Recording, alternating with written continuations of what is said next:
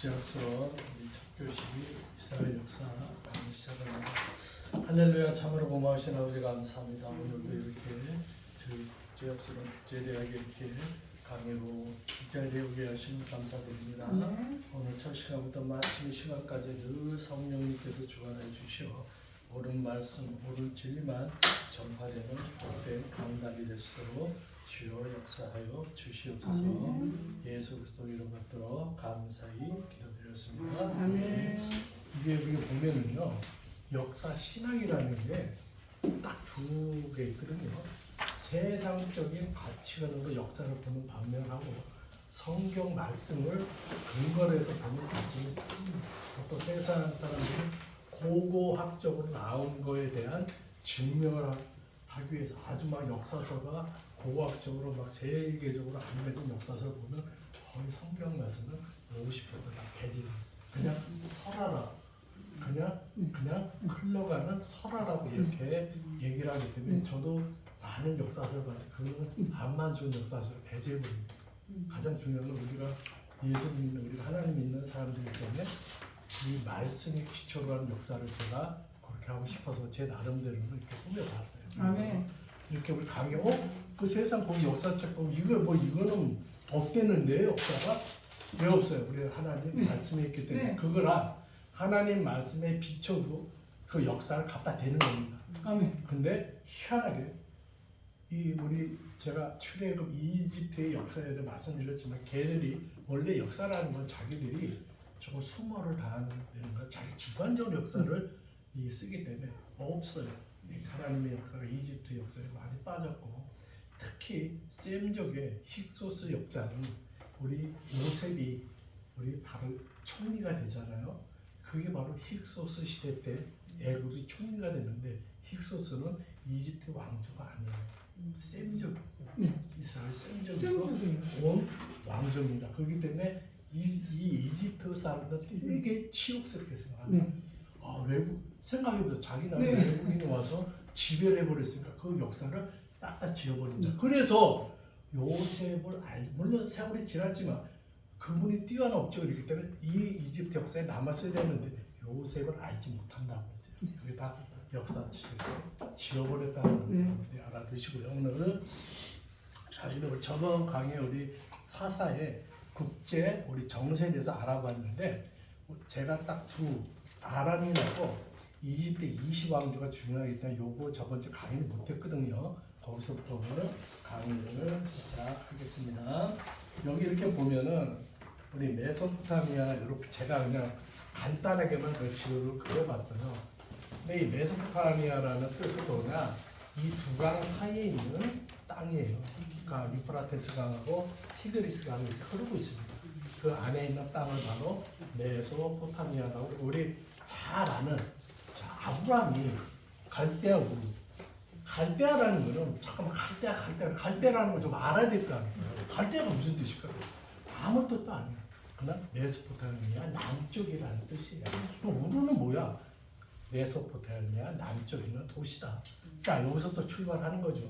그래서 쭉 어디로 갑니까? 하란으로 가는데 이 하란은요, 바벨론, 아시리아 모든 강대국의 교통 중심지예요. 여기를 거쳐가야 돼요. 거쳐서 다시 내려와서 베델로 거치고 세겜을 거쳤다. 이 세겜 있죠? 세겜. 내려옵니다. 세겜, 베델 이렇게 거쳐서 애굽으로 내려갔다가 다시 오는 통로가 메소포타미아 지역부터 이렇게 오는 통로를 말하고 있고요. 자, 오늘 중요한 게 이 아랍이네요.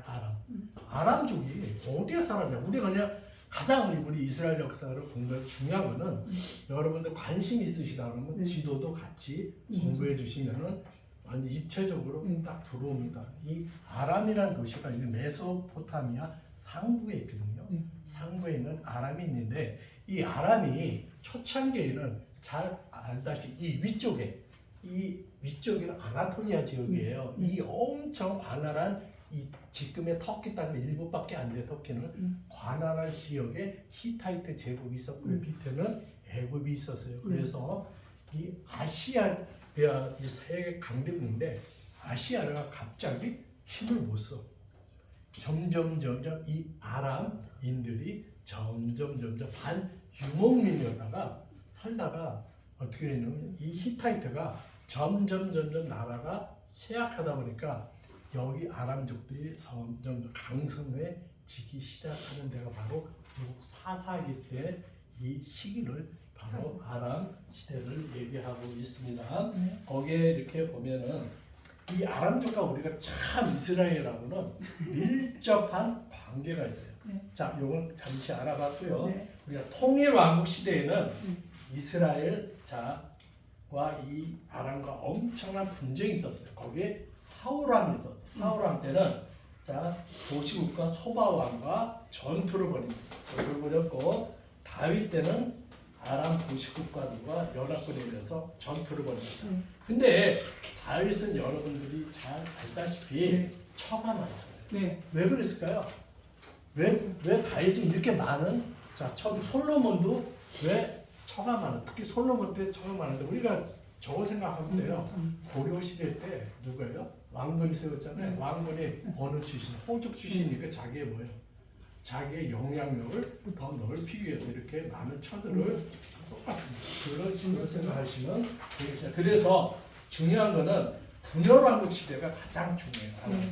분열왕국 시대 아합 때 이 북이스라엘을 침공합니다. 근데 그 아합의 아버지가 도저히 아람 족속이 쳐들어오는 것을 어떻게 힘을 막아낼 수가 없어요. 그래서 연합을 합니다. 그게 바로 페니키아 공주 여기에 있는 시돈 지역에 자 페니키아 공주 누구예요? 이세벨과 정략 결혼을 하죠. 누굴 막기 위해서?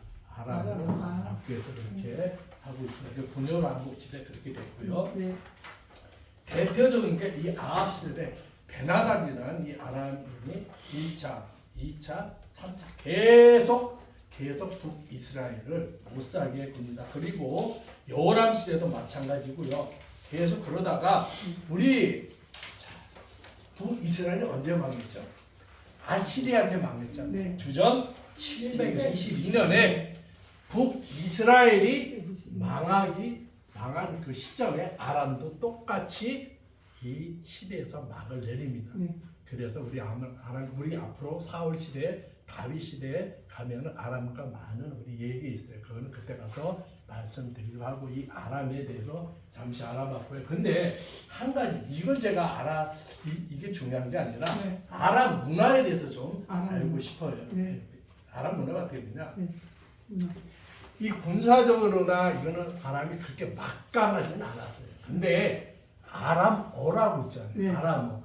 아람어가 얼마만큼 중요하냐? 아람어는 우리나라처럼 세종대왕이 창제한 게 아니에요. 아람어는 알파벳을 이렇게 이용을 합니다. 그래서 자기네 글로 쓰는데 이 아람어가 왜 중요하냐? 페르시아 있죠. 페르시아가 대제국아니에요. 페르시아어를 제치고 그 사람들이 어떤 말을 썼어요? 아람어를 썼습니다.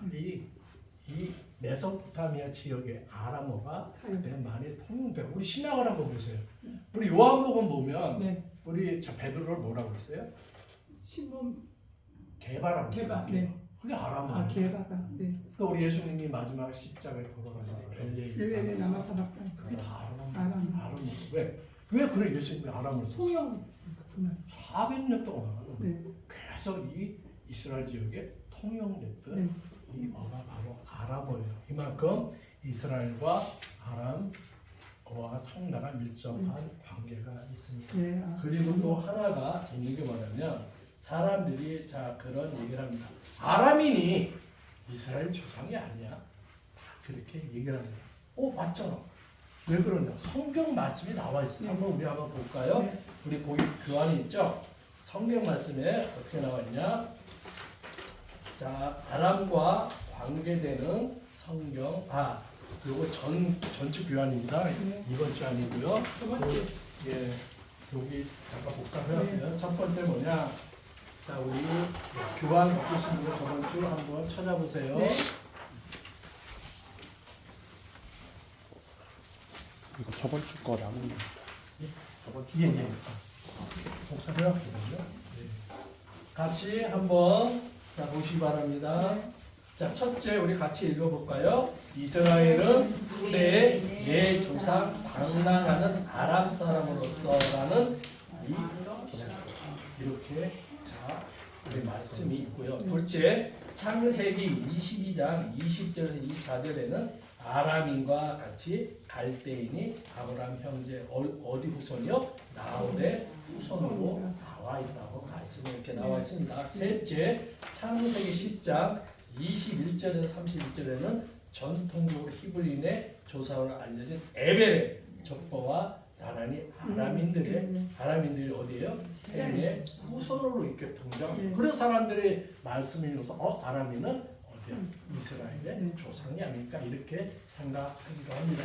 자, 이외에 우리 가장 유명한 스토리가 있죠. 아브라함이 자 이삭의 신부를 자 구하기 위해서 누구를 보냅니까? 엘레세. 자, 그 사람이 어디서 담에색은 여기가 이제 이거를 요 지도로 간단히 보시면 이 위쪽에 있어요. 담에색. 네. 담에색에 있는 그 사람을 바로 어디를 보냅니까? 자, 리브가 이쪽으로 이제 보내죠. 자, 근데 거기에서 이 라반을 뭐라고 표현되어 있냐? 아람인으로 이렇게 표현이 되어 있어요. 자, 이것을 근거로 사람들이 그러면 이스라엘 조상이 아람인이 아닌가 이렇게 하고 있지만 정확한 근거는 없어요. 네. 정확한 근거는 없어요. 근데 말씀이 이렇게 나와 있으니까 그 시대 때 그 아브라함 시대 아람인하고 이 12세기 이 사사 시대 때 이 아람인하고 같으냐 그것도 확실치는 않습니다. 그렇기 때문에 뭐 이렇게 추정을 하고 있다. 정확히 뭐 이거다라고 얘기하는 게 아니라 추정을 하고 있다는 것을 우리가 알아두셨으면 합니다. 그다음 우리가 알아볼 게 바로 이집트 20왕조에 대해서 좀 알아보도록 하겠습니다. 이집트 우리 20왕조 보면은 세트나크트 우리 자 파라오인데 이분이 20왕조를 최초로 창건한 왕조예요. 근데 여기서 우리가 다른 사람 다 알 필요 없고 누구를 알아야 되냐? 람세스 3세에 대해서 우리가 좀 알아보도록 하겠습니다. 자, 이렇게 우리가 전 강에서 말씀드렸다시피 19왕 때 반짝 우리 누구예요? 세티 1세, 람세스 2세 때는 막강한 자, 이 권력을 갖고 있었는데 이 람세스 점점 쇠퇴하기 시작해서 20왕조가 들어서고 이 람세스 3세 때 그전에도 그저 우리가 전에 제가 말씀드렸던 메르네타 자 람세스 2세 아들 때부터 이 블레셋 이 해양 민족에 계속 침입을 받았는데 이때 와서도 20왕조에 와서도 무수히 이 해양 민족들이 계속 치고 옵니다. 치고 오고 저 리비아 족속들도 계속 치고 와요. 그래서 람세스 3세 때 너무 힘이 들어요. 이 왕인데 너무너무 힘들어갖고 이때 점점 해양 민족들이 강성하게 됩니다. 그래서 이 해양 민족들이 강성하게 되면서 이 지역을 완전히 차지하게 되는 거예요. 이 지역을 그때 람세스 3세가 자기 이 승전 비에다가 블레셋 족속들의 이름을 써놨습니다. 펠레셋, 키레케르, 데넨, 세클레스, 미세스, 사르디누 이렇게 했는데 거기서 중요한 게 펠레셋이라는 이 석괴에 쓰는 펠레셋이 바로 이 블레셋을 뜻하는 거예요. 그 석괴에도 이 블레셋. 그러니까 제가 서대 그전에도 말씀드렸다시피 해양 민족 전체가 블레셋은 아니에요. 그 일부가 이 블레셋 여기에 있는 겁니다. 그렇게 생각하시면 되고 해양 민족이 다 블레셋이다 그건 아닙니다. 그래서 이렇게 블레셋이 차지하고 있고 완전 애굽도 이 블레셋이 차지한 거에 대해서 더 이상 힘을 쓸 수가 없어요. 그래서 블레셋이 견고하게 이 지역을 차지했습니다. 이때 람세스 3세가 의문의 죽음을 당했는데 거기에 람세스 3세에 자 부인 3명이 있어요. 3명이 했는데 한 부인이 자기 아들을 파라오로 세우려고 거기에 있는 모든 궁궐에 있는 사람과 짜고 바로 람세스 3세를 죽입니다. 죽여갖고 이 식도가 완전히 잘려버려요. 그래서 죽고 그의 아들 람세스 4세가 왕이 됩니다. 근데 그걸 어떻게 이 사람이 식도가 이렇게 작은 것을 알 수 있냐? 후대에 우리 이집트 고고학팀이 가서 이 람세스 3세의 미라를 보니까 그대로 식도가 잘려진 그 미라에서 모습을 보게 됩니다. 아, 그게 음모론이 사실이구나 이렇게 판명을 합니다. 그래서 이 시대 때가 점점 이 사사기 시대에 들어가면서 점점 블레셋이 엄청나게 강한 민족으로 바로 섰다는 것. 그게 저번 시간 제가 강의를 못한 부분 했고요. 자, 지금부터 우리가 강의할 내용은 바로 사사 시대 때 우리가 사사에 대해서 잠깐 설명을 드리겠습니다. 자, 가나안 땅은 여러분들의 강의를 들으셨지만 이 이스라엘 민족들이 100% 장악하지 못했어요. 쉽게 얘기해서 평지는 장악을 못해요. 이스라엘 민족 어디 사는지 고산지대 이런데 다 장악을 합니다. 이 평지를 왜 장악하지 못했냐? 그 당시 가나안 주석들의 군대에 우리 무기들이 전차가 다녔어요. 전차가 바퀴 2개 달린 전차가 막 다니는 상대가 그때 이스라엘 민족들의 거의 무기는 없었어요. 하나님이 싸우신 전쟁이지. 그렇기 때문에 이 가나안 평야 지역에는 점령하지 못했다는. 그리고 또 하나님 말씀에 또 어긴 게 고산지대 산에 골짜기에 있는 민족들이 있어요. 가나안 민족들 멸하지 못했다는. 하나님이 멸해야 되는데 멸하지 못해서 계속 사사시 때 어떻게 해요? 계속 이 불순종한 말로 압제를 받습니다. 우리 사사 시대에 들어가는데요. 우리 첫 번째 사사에 대해서 알아보도록 하겠습니다. 자, 그 사사가 여기에 있는 메소포타미아인 여기입니다. 이 지역에서 이스라엘을 어떻게 해요? 공격합니다. 압제하기 시작합니다. 그 사람이 누구라요? 구산 라사다임. 자, 이 사람은요. 구사 라사다임이라는 정체는 정확하게 밝혀지진 않았어요. 그렇지만 우리 말씀에 구사 라사다임이 나왔기 때문에 이 사람이 바로 어디를? 이스라엘을 압제합니다. 거기에 그 나라 이름이 두강 아람이래. 그럼 이게 아람이구나 이렇게 우리가 생각할 수 있겠죠. 두강, 유프라테스, 티그리스 상상 이 아람은 제가 소개에 말씀드리면 그 아람은 그쪽에서 쳐들어 내려왔는데 8년 동안 이 메소포타미아인에게 8년 동안 압제를 받아요. 이스라엘 민족이 8년 동안 압제를 받는데 그때 바로 사사를 쓴 게 8년 동안 압제를 받는 우리 사사 누굴 씁니까? 운니엘을 씁니다. 운니엘이 바로 압제로부터 해방을 시켜줍니다. 자, 우리 운니엘에 대해서 좀 알아보는데요. 자, 운니엘은 누굴까요? 자, 갈렙 아시죠? 갈렙. 갈렙의 동생이 있어. 이 동생이 그나스인데 그나스의 아들이 운니엘이에요. 그래서 이 운니엘이 어떤 일이 있었냐면 갈렙이 그럽니다. 자, 기랴세벳 여기 지도 보시면 기랴세벳이 지금의 이제 옛날 이름이 지금 드빌이에요. 드빌. 여기에 갈렙이 유다 지파가 여기를 지금 우리가 가나안 땅 분배를 받았거든요. 근데 이 지역을 차지 못한 거야. 그래서 이 지역을 차지하는 사람에게 내 딸을 주겠다. 그래갖고 누가 갑니까? 운니엘이 이 지역을 정복해 버립니다. 그래서 갈렙이 자기의 딸 악사를 바로 이 운니엘에게 줍니다.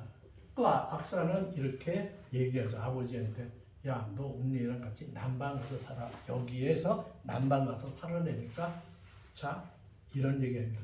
남방 지역은 너무 사막 지역이에요, 아버지. 셈을 저한테 주세요. 그래서 윗셈과 아랫셈을 이렇게 받는 현명한 여인이 바로 악사였어요. 그 악사와 운니엘이 같이 결혼을 했죠. 그래서 운니엘은 이렇게 첫 번째 사사로 이어졌습니다. 그래서 어떻게 된다고요? 8년간 압제받은 이 메소포타미아인에게 완전히 해방을 하고 40년 동안 평화를 유지하게 된 사사가 바로 누구예요? 운니엘 사사가 되는 겁니다. 자, 운니엘 사사의 리더십이 7가지가 있어요. 여기 한번 보시면 첫째 뭡니까? 용기 있는 사람입니다. 이 사람은요, 아까도 그 말씀드렸다시피 이 드빌을 정복한 사람들이 안 가요. 근데 이 사람이 혼자 용감하게 가서 이 금일 기라세베를 정복한 사사가 바로 운니엘 사사입니다. 어떠한 위협을 얘도 처음대로 자기가 앞장서서 나가는 용기 있는 사람이었고요. 둘째, 결단력이 있는 사람입니다. 자, 어떤 어려운 결정을 내려도 심사숙고하고 바로 결단력을 내려서 바로 행동을 취할 수 있는 사사가 바로 운니엘이 있고요. 세 번째, 신앙심입니다. 가장 중요한 거죠.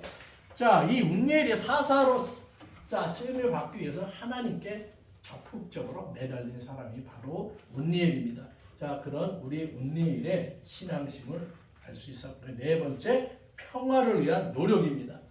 자, 이 사람은 40년 동안 운니엘 사사 시대 때 평온했어요. 이 평화에 대한 노력을 기울였던 사사가 바로 온니엘입니다. 다섯 번째, 인내심이 있었어요. 자, 8년 동안 이 메소포타임에게 압제를 받을 때 계속 하나님 때를 기다렸던 사람이 바로 온니엘이 됩니다. 여섯 번째, 통솔력입니다. 이 통솔력은 그대로 누구예요? 지금 인내심, 용기 다 누구한테 배워서 갈렙한테 그대로 배운 거죠. 이 통솔력도 이 전쟁에서 장악하려면 통솔력이 없으면 절대 장악하지 못하잖아요. 통솔력이 있었고 일곱 번째, 자기 희생입니다. 이 사사 운니엘은 자신의 안전을 생각지도 않고 다른 사람을 위해 싸웠던 사사가 바로 운니엘 사사인 겁니다. 그래서 이 운니엘은 하나님께서 첫 번째 사사로 쓰임을 받게 됩니다. 자, 그리고요, 이 사사 시대 때 두 가지 사건이 있어요. 거기 교환 보시면 두 가지 사건이 있는데 거기에 뭐 단지파 이동이 있고 레인의 첩사건이 있는 다 이게 두 가지가 레인과 관련이 있는 사건입니다. 첫 번째, 단지파. 여기 한번 보실까요? 제가 여기 잠깐만 그리는데 여기에요. 단지파가 왜 이동을 했냐? 그냥 할 일 없어서 이동한 건 아니잖아요. 여기 어디가 있어요? 블레셋이 있어요. 이 족속들이 너무 강했어요. 그래서 어디로 갑니까? 이 단지파 라기스, 이 꼭대기로 단지파가 이동을 하는데 이 이동하는 과정에서 어떤 사건이 있었냐? 첫 번째, 이 미가의 어머니가 있었어요. 어머니가 은 1103개를 잊어버려요. 그리고 어머니가 막 저주, 야이 어떤 놈을 갖고 왔어. 너무 막 저주임을 막 퍼부어요.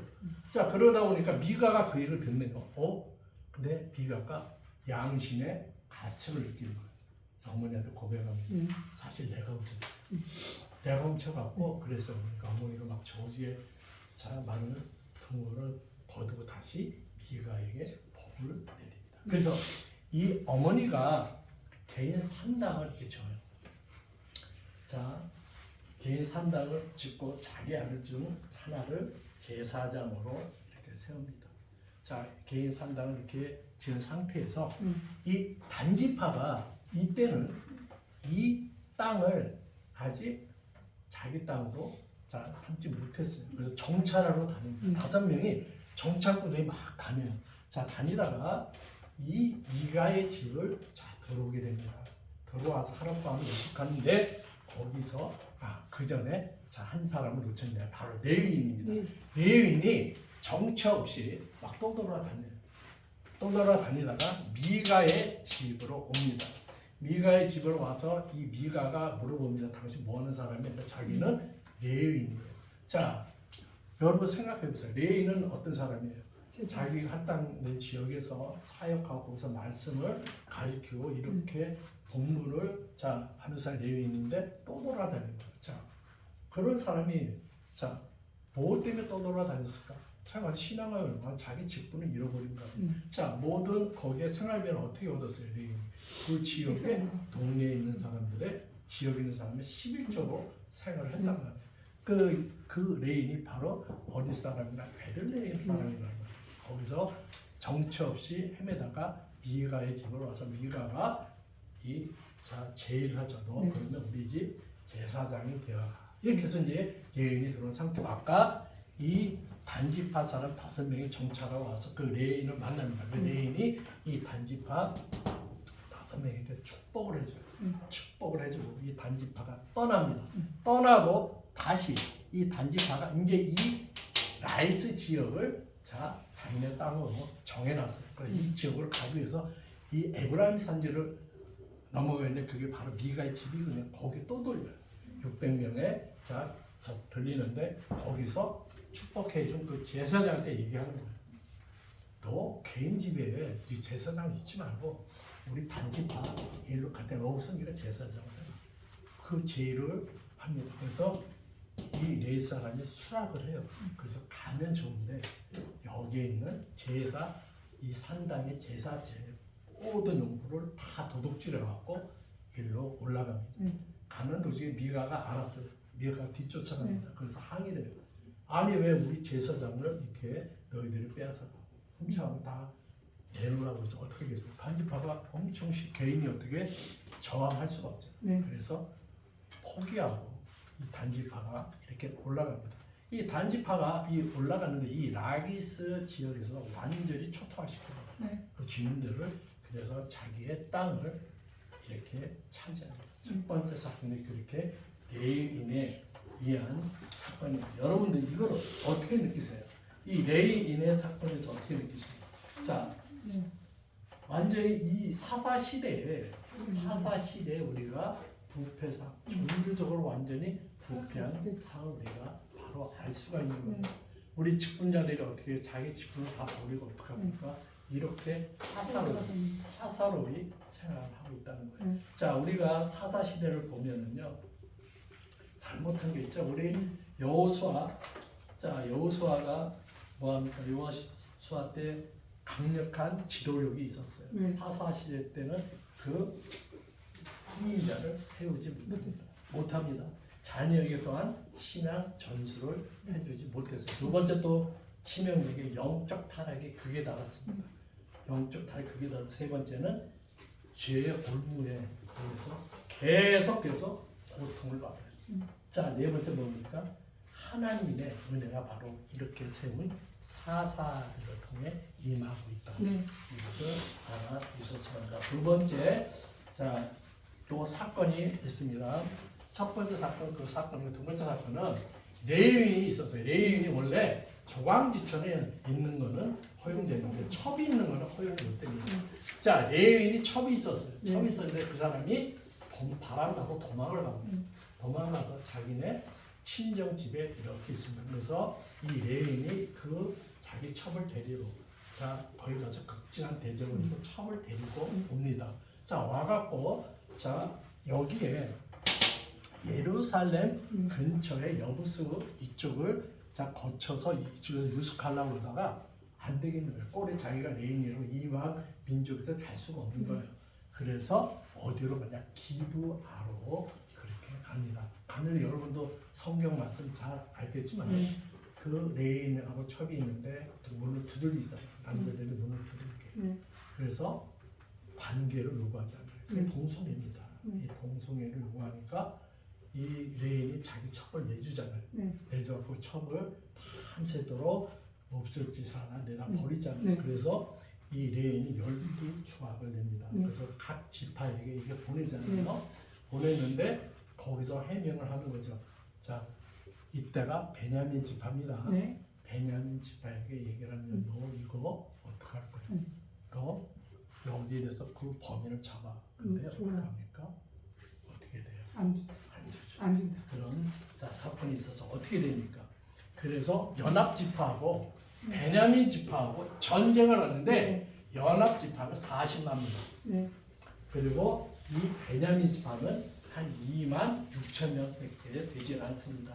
자, 이 전쟁에서 첫 번째 전쟁, 두 번째 전쟁은 희한하게 져버려요. 져버리는 이유가 너무 이 사람들이 자만을 했기 때문에 져버립니다. 그리고 어떻게 합니까? 하나님께 가서 엎드립니다. 하나님 엎드려서 하나님께 화목제를 드리고 하나님께 인당을 받아서 세 번째 전쟁을 치르게 됩니다. 거기서 완전히 이 연합 지파가 승리를 하게 되죠. 자, 승리를 하게 되는데 이때 베냐민 지파 600명만 살아남게 됩니다. 그래서 이 사람들이 한 몇 개월간 전쟁을 하다가 정신 차려보니까 이렇게 되다가 어떻게 돼? 베냐민 지파 600명밖에 안, 2만 6천 년 되는 이 지파가 600명밖에 안 사는 거야. 그러니까 베냐민 지파가 없어지고 상당히 위기감을 갖고 이 사람들이 회의를 해요. 그래서 600명에 대한 부인을 제공하기로 합니다. 그래서 여기에 이 전쟁에 참여하지 않는 한 지역에서 400명의 처녀를 뽑았고요. 그때 또 코드원 축제가 열리고 있었어요. 그래서 200명의 처녀 보쌈을 해갖고 이 베냐민 지파 600명에게 이렇게 종족을 이어갈 수 있도록 이렇게 하는 사건이 두 번째 레위인의 첩에 대한 대표적인 우리가 사건임을 우리가 알 수가 있습니다. 자, 그래서 어떻게 됩니까? 완전 이건 성적 타락에다가 이 시대 때 레위인은 어떻습니까? 레위인도 마찬가지고 레위인도 이 사사시대 얼마나 이 사사시대가 종교적 본질에서 벗어나고 혼란했는지를 우리가 알 수가 있습니다. 그다음 우리 다음 사사 어떤 사사냐? 에훗에 대해서 알아보도록 하겠습니다. 우리 이렇게 지도를 보면요, 이 에훗이 이 예루살렘과 멀리 떨어지지 않았습니다. 이 에훗에 대해서 알아보도록 하겠습니다. 이때 모압이 이쪽에 있었거든요. 모압에서 계속 압박을 합니다. 하나님께서 또 계속 이 죄를 우상 숭배의 죄를 계속 짓습니다. 그래서 모압을 사용해서 또 이스라엘을 압제합니다. 그래서 어떻게 됩니까? 이 모압의 이스라엘 백성이 몇 년 동안 압제받았다고요? 18년 동안 이스라엘이 압제를 받습니다. 자, 우리 성경 한번 찾아볼게요. 성경 한번 사사기 3장을 한번 찾아볼까요? 사사기 3장.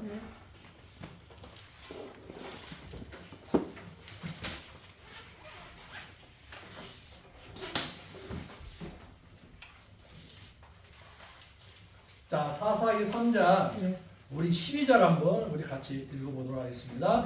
이스라엘 자손이 또 여호와의 목전에서 악을 행하니라. 이스라엘 자손이 여호와의 목전에 악을 행함으로 여호와께서 모압 왕 에글론을 강성케 하사 그들을 대적하게 하시매. 자, 뭐를 행했다는? 악을 또 행했다는 이 말씀이 있고 또 7절 한번 우리가 읽겠습니다. 이스라엘 자손이 여호와의 목전에 악을 행하여 자기들의 하나님 여호와를 잊어버리고 바알과 아세라들을 섬기고. 결론적으로 무슨 죄졌어? 우상 숭배. 똑같은 반복되는 우상 숭배에서 자, 이거 보세요. 이렇게 되니까 모압이 어딜 치는지 아십니까? 여길 쳤어요. 여리고. 여리고가 뭐죠?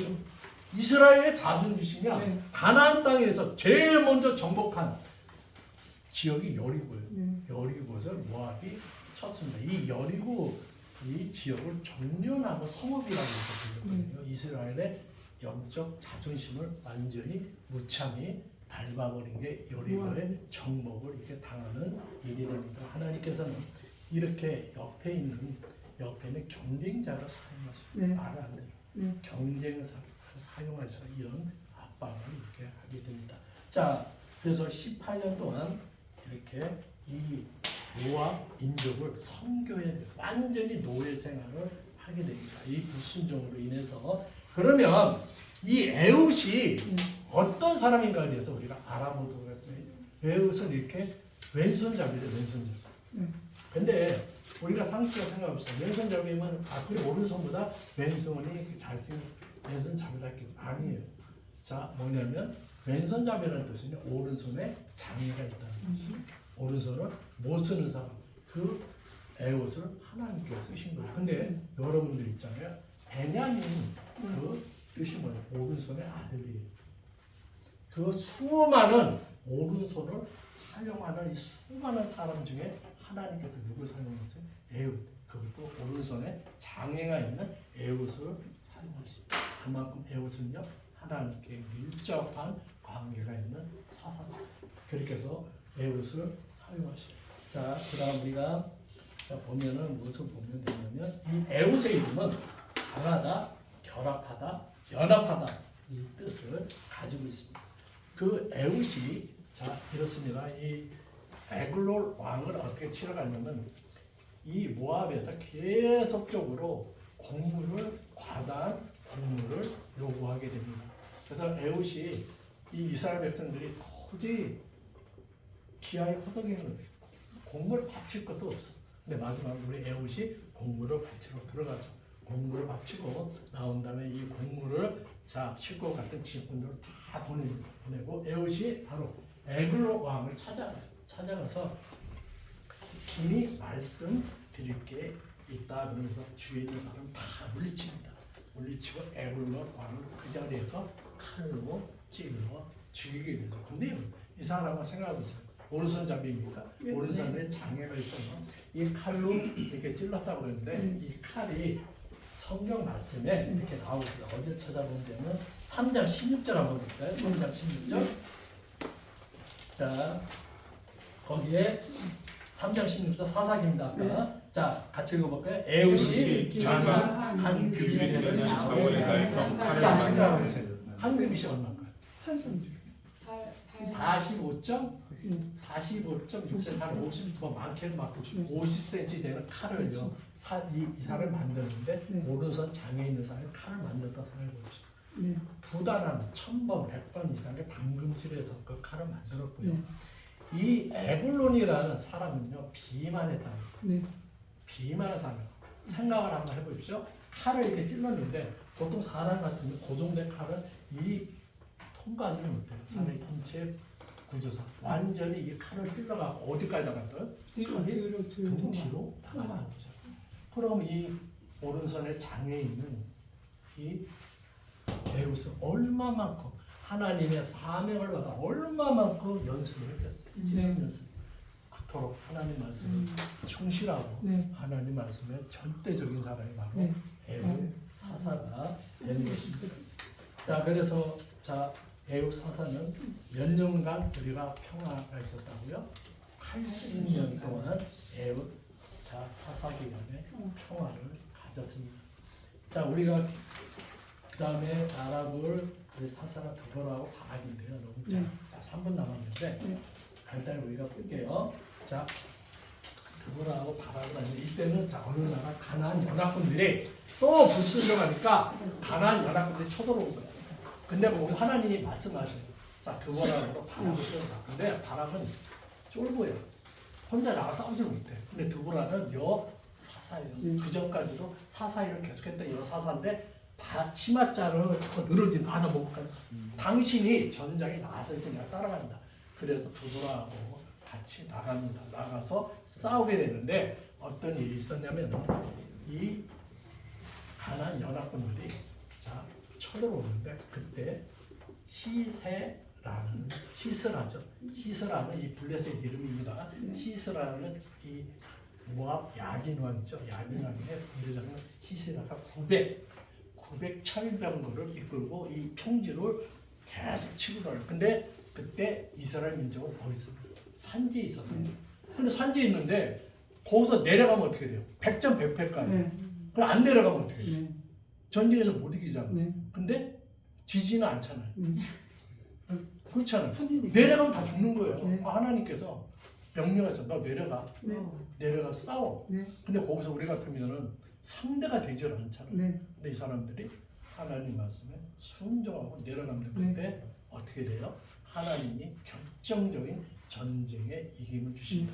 이 평지잖아요. 네. 걷다가 폭포수를 같은 비를 내리셨고 그래서 그 땅이 어떻게 돼요?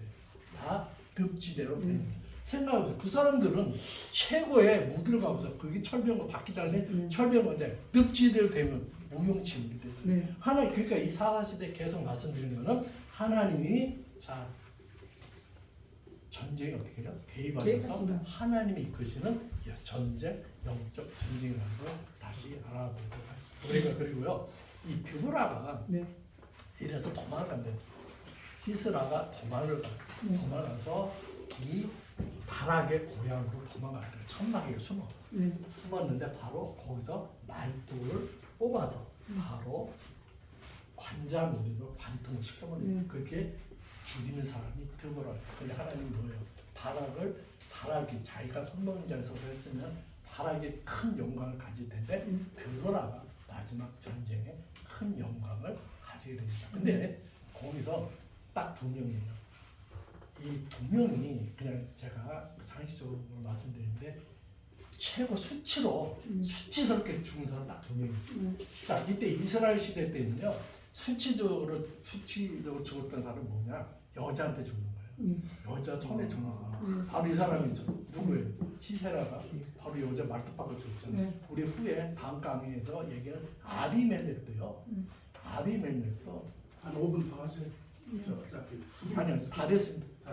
성벽에서 맷돌을 던진 그빈 맷돌에다가 맞아 죽어서 두 개의 타열로 딱 두 사람이 죽습니다. 그러니까 시스라하고 아비멜렉 가장 이스라엘 사람 죽은 사람 중에서 가장 치욕스럽게 이렇게 죽은 사람이라고 여러분들 그냥 상식적으로 알아주셨으면 합니다. 자, 오늘 여기까지 하고요. 다음 강의 또 이어서 이스라엘 사사에 대해서 알아보도록 하겠습니다. 기도합니다. 할렐루야. 참으로 고마우신 아버지 감사합니다. 네, 이스라엘 역사를 통해서 하나님 아버지 이렇게 사사 시대 때 이렇게 하나님 아버지 마음을 아프게 한 이스라엘 백성들 하나님 아버지께서는 놔두지 않으시고 늘 하나님의 사사를 통해서 이렇게 구원하셨습니다. 우리 지금 사는 저희들도 마찬가지입니다. 그쪽 시대 때 영적 타락이 있었다 할